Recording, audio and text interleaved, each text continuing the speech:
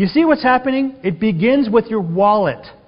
When I can, or when somebody can, with your wallet, manipulate you to not think of as an American. And why is that important? Because I like to wave the flag? It's because of how the United States came into existence in the first place. A Christian nation that was predicated on biblical principles. And that's why our system works the way that it does, or at least it used to. It's changing.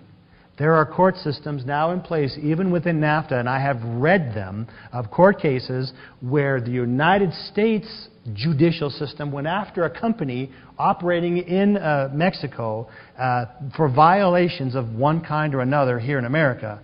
And they were found guilty. In order to pay a fine, that company then returns it to the NAFTA higher court. There they were golden, no problem. And so they said to the United States government, NAFTA said it was all right.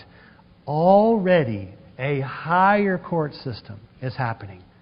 Behind, potentially in the photo op, will be a man representing the reconstituted Roman Empire. Just like the book of Daniel says.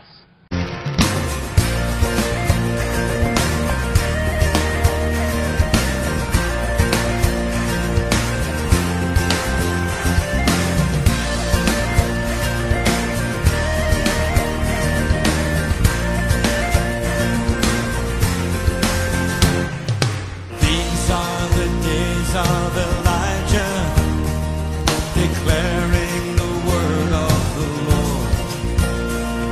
And these are the days of your servant Moses, righteousness being restored. And though these are days of great trial, of famine and darkness and sword, still we are the voice in the desert, crying, prepare ye the way of the Lord. Behold, he comes, riding on the clouds, shining like the sun. At the trumpet call, lift your voice, the year of Jubilee, and out of Zion till salvation comes.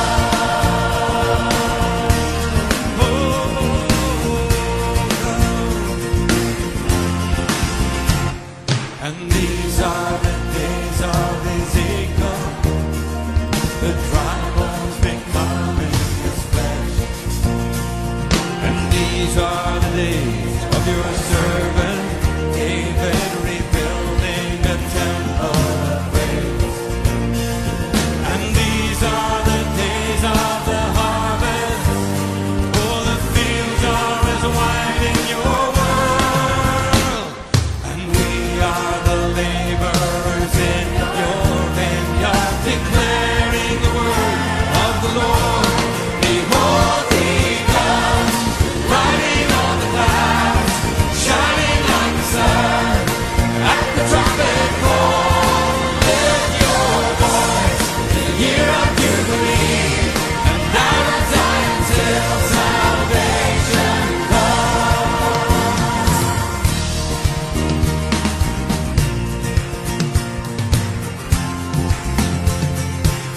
There is no God like Jehovah. There is no God like Jehovah. There is no God like Jehovah. There is no God like Jehovah. There is no God like Jehovah. There is no God like Jehovah. There is no God like Jehovah. There is no God like Jehovah. There is no God like Jehovah. There is no God like Jehovah. There is no God like Jehovah. There is no God like Jehovah. There is no God like Jehovah. There is no God like Jehovah. There is no God like Jehovah.